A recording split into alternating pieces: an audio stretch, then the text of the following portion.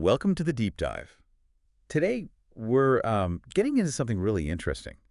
Hyperbaric oxygen, or HBO. That's right. We're looking specifically at how it might fit in when people are facing really severe injuries or illnesses, ASII. Was it offer something extra? Yeah, beyond the standard stuff, we've got some medical info here that digs into the science, how HBO could potentially work in these critical moments. So our mission today, Basically, to pull out the core ideas for you. How does HBO actually function at the cellular level during extreme stress? What's the real evidence for it? and where are the gaps, the ongoing research? Exactly. Separating the science from maybe the hype or the limitations, and hopefully you'll have some aha moments about oxygen itself. It's more than just breathing. Okay, let's start right at the foundation. When someone's critically ill, what's the absolute must-have for their body to recover? Well, fundamentally, it all boils down to energy. Cellular energy, especially for the heart and the brain. Energy in the form of ATP, right? Precisely. ATP is the fuel. And making that fuel efficiently, that happens in the mitochondria, the powerhouses of the cell. Those tiny factories inside every cell. Right. And inside them, there's this complex assembly line called the electron transport system, the ETS, Okay. and oxygen. It's absolutely crucial. It plays a key role right at the end of that line at a component called cytochrome A3. Think of it as the final step that keeps the whole process moving. So oxygen is needed there to kind of pull things through the assembly line. You could think of it that way, yeah. It accepts electrons, which allows the whole chain reaction to continue and pump out ATP. And if you don't have enough oxygen, hypoxia, is that the term? Yes, hypoxia. Yeah. When that happens, the assembly line, the ETS, it gets backed up. It degrades. Like a traffic jam. Exactly. And ATP production plummets. But here's something counterintuitive. Okay. When the system is jammed up because of low oxygen, it can actually start producing harmful byproducts, reactive oxygen species, or ROS. Wait, so a lack of oxygen can lead to damaging molecules? Paradoxically, yes. It's like the machinery malfunctioning and spitting out toxic exhaust when it's not getting the right fuel input. So insufficient oxygen doesn't just mean less energy, it can also mean more cellular damage. Wow. And I think you mentioned earlier that energy needs actually go up during severe illness. They absolutely skyrocket. Think about it. Inflammation, tissue repair, all these processes demand huge amounts of ATP. So you've got increased demand, potentially decreased oxygen supply, and this risk of harmful byproducts. That sounds like a perfect storm. It really is. It creates a critical energy crisis at the cellular level. Which brings us to standard emergency care, right? ACLS, ATLS. We hear those acronyms. What are the main tools there? The mainstays are things like IV fluids, chest compressions, defibrillation for certain heart rhythms, and, of course, giving oxygen. And oxygen is pretty standard. Oh, yeah. It's considered a Class I intervention by the American Heart Association, top priority in most resuscitation scenarios. Even though there's been some talk recently about maybe not giving too much oxygen in some cases, like heart attacks. Yeah. That's true. There are nuances. The guidelines, particularly from 2015, suggest caution with supplemental oxygen if someone having a heart attack already has high oxygen saturation levels on room air. But that's specifically about oxygen delivered at normal atmospheric pressure. And that's the crucial difference with hyperbaric oxygen. It's a whole different way of delivering it, a different dose, if you will. Right, so it's not just an oxygen mask. What exactly is hyperbaric oxygen therapy? It involves breathing 100% oxygen, pure oxygen, inside a chamber where the air pressure is significantly higher than normal sea level pressure. Higher pressure, like going deep underwater, Yeah. but in a controlled environment. Kind of, yeah. And that increased pressure does something remarkable. It forces much, much more oxygen to dissolve directly into the liquid part of the blood, the plasma. Not just carried by red blood cells. Exactly. Red blood cells get saturated pretty quickly, even with regular oxygen masks. But the dissolved oxygen in plasma, that's where HBO makes a huge difference. Think of it like making soda water higher pressure dissolves more gas into the liquid. Okay, so how much more oxygen are we talking about? Is there a way to measure that? There is. Normally, breathing 100% oxygen at 1 atmosphere, like sea level pressure, gets you about 2.3 volume percent dissolved oxygen in the plasma. Not a huge amount. Right. But with HBO, we use a concept called surface equivalent fraction of inhaled oxygen, or CFO2. Basically, it compares the oxygen dose to breathing air at the surface. HBO can achieve CFO2 levels of 200%, 400%, even up to 600%. 600%. That's a massive increase. It's a pharmacologically different dose. It means the plasma itself can carry enough oxygen to potentially keep tissues alive, even if red blood cell delivery is compromised. So if it's potentially that powerful, why isn't it used all the time in, say, cardiac arrest treatment in the U.S.? That's a really key point the source material touches on. Its use in cardiac resuscitation specifically is quite restricted here. Why is that? It's currently approved mainly for conditions where the link to pressure or specific toxins is really clear. Things like decompression sickness, the bends in divers, carbon monoxide poisoning, cyanide poisoning, severe crush injuries, or gas bubbles blocking blood vessels, gas embolism. So very specific scenarios. Right. And it can also be used if someone has a cardiac arrest while they happen to be in a chamber already for one of those approved reasons. I see. What would be the perfect setup then if you were going to use it more broadly for something like cardiac arrest? Well, the ideal, according to this information, would be a multi-place chamber, one big enough for the patient and medical staff located right within a hospital's critical care area, like integrated with the ICU or ER. So you could get someone in there quickly. Exactly. And it would need to be fully equipped like an ICU, available 24/7 with trained staff. That's a major logistical setup. Yeah, that sounds like a big ask for most hospitals. But putting the logistics aside for a moment, is there actual evidence it works in resuscitation? This is where it gets really interesting. The source highlights some compelling animal studies. Pigs, guinea pigs. Yeah. They found that using high-dose HBO, getting those SpO2 levels up to 400 or 600% significantly improved the return of a heartbeat, spontaneous circulation or ROSC. Even after the heart had stopped for a while. Yes, even after prolonged cardiac arrest.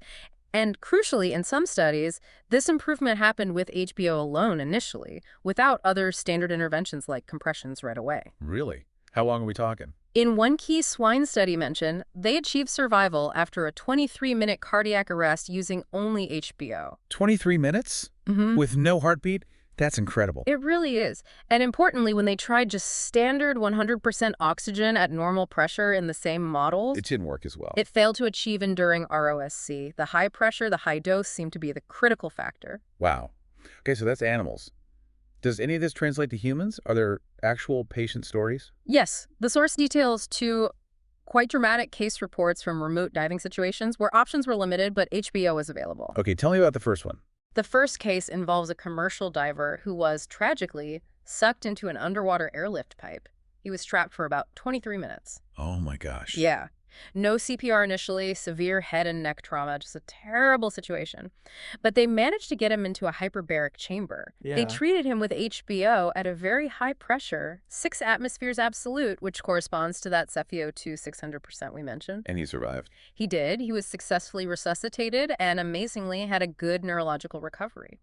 The source material even notes good long-term cognitive function. After 23 minutes with no CPR initially. That's hard to believe. It definitely pushes the boundaries of what we think is possible.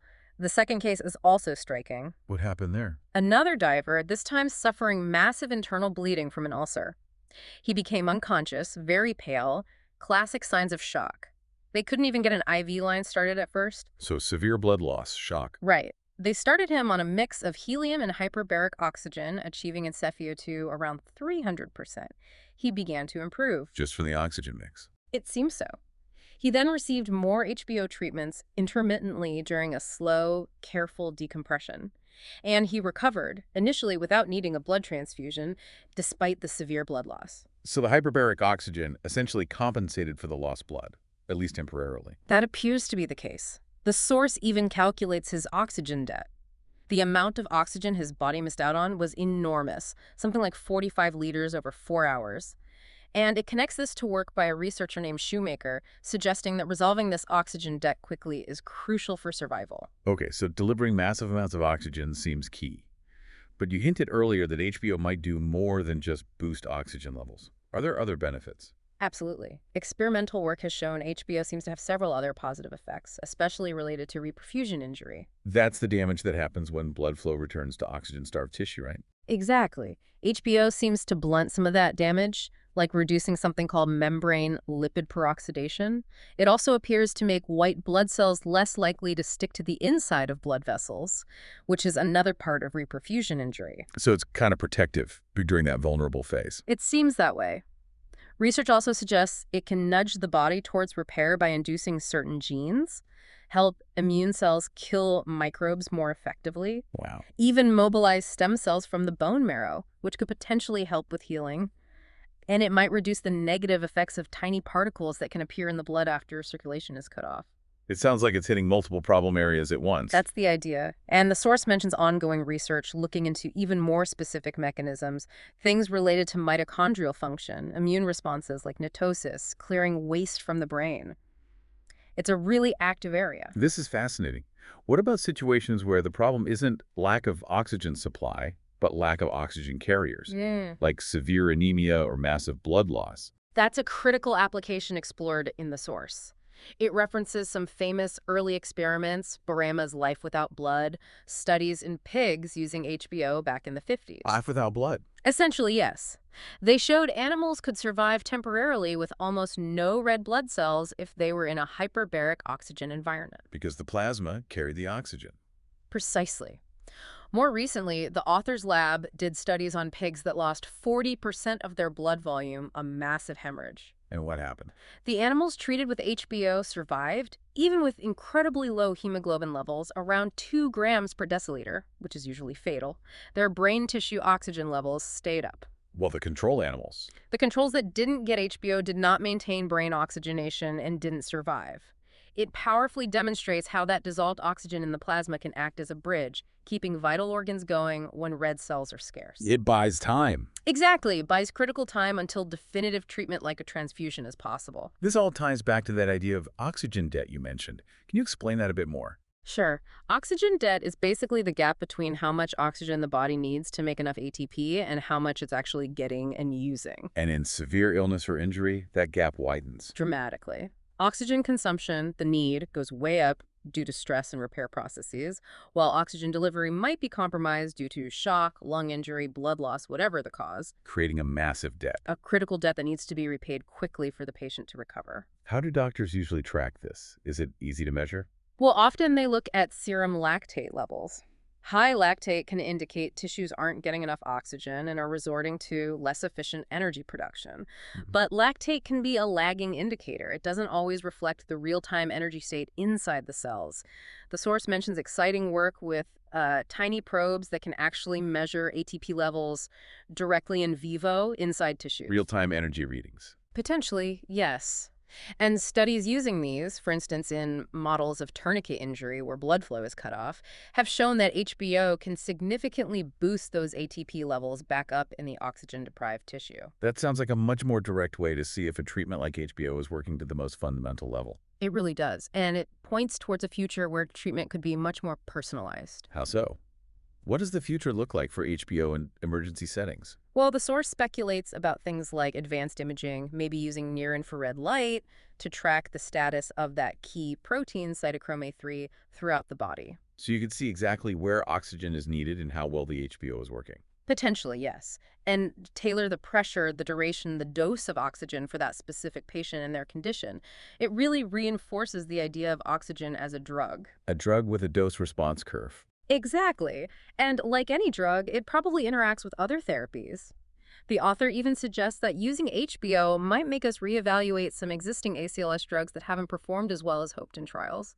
Maybe they'd work better with adequate oxygen delivery provided by HBO. That's a really provocative thought that HBO could unlock the potential of other treatments. It is. The source also briefly touches on past efforts, particularly in New Orleans, to actually build this infrastructure we talked about, multi-place chambers, right in the ED. That go anywhere. They developed concepts for what they called Hyperbaric Oxygen Life Support, or HBOS, even designing special transfer chambers to get patients into the high-pressure environment super fast.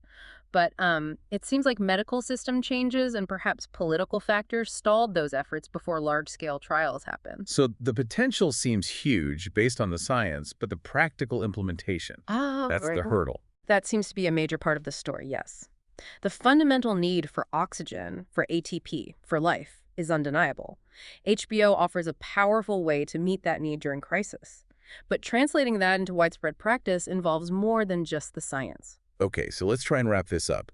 Bringing this deep dive to a close, the big takeaway seems to be that hyperbaric oxygen isn't just more oxygen. Right. It's a pharmacologically different approach. It gets way more oxygen dissolved in the plasma, potentially boosting ATP, maybe reducing ROS damage, helping tissues recover. And there's evidence, both experimental and from some compelling human cases, suggesting it can make a real difference in specific severe situations like prolonged cardiac arrest or massive blood loss. But it's not standard practice for many of these conditions yet. No, Yeah. not widely.